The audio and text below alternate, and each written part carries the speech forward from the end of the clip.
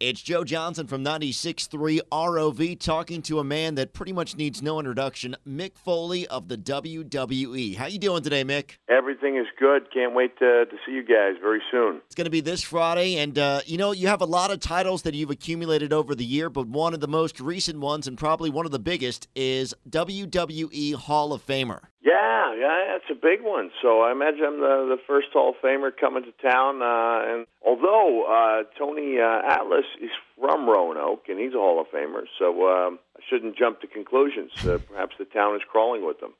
I don't know about crawling with them, but yeah, you've been in so many matches over the years, and right from the beginning, you could almost tell how hardcore you were going to be. You broke your jaw in the very first match. Second match. So, second match. Well, I don't know if that proved how hardcore I was going to be or how much my opponent didn't like me that night.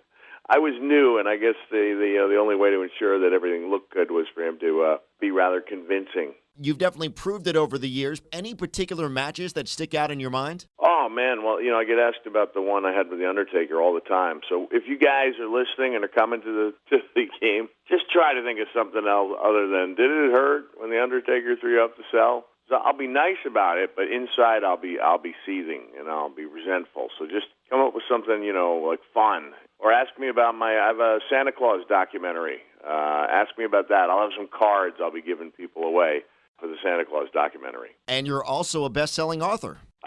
Yeah. Hey, thanks, man. It sounds better when you say it than if I do it. If I say it, it sounds like bragging. And I'm currently working on a children's book about Daniel Bryan and Kane, their ability to hug out their problems.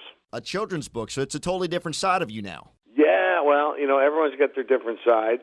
So every once in a while I sit down, and nice thing about children's books is you can solve the world's problems in 15 minutes of rhyme. So it makes it nice. Do we know what it's going to be called yet, so we could tell people to pick it up when it hits shelves? Well, it'll be next spring, but it's going to be called Hug It Out. All right, cool. Well, we'll have to have our listeners check that out. And, of course, they need to come out and see you this Friday night. I think you're throwing out the first pitch and signing autographs throughout the game. Throwing out the first pitch, they better have some ice waiting because I intend to throw some smoke out there with some movement on the baseball. No, actually, just try not to embarrass yourself. Try to get in the vicinity of the plate without bouncing it, and that's a success. And then I'll be signing autographs. And I can't remember. I think I was in Salem about 4 years ago, part of a wrestling show. But I'm looking forward to it. I think we're going to have a nice turnout, and love that part of the country. Love taking the drive. You need to ice down that hand of yours because you're definitely going to be signing a lot of autographs this Friday night.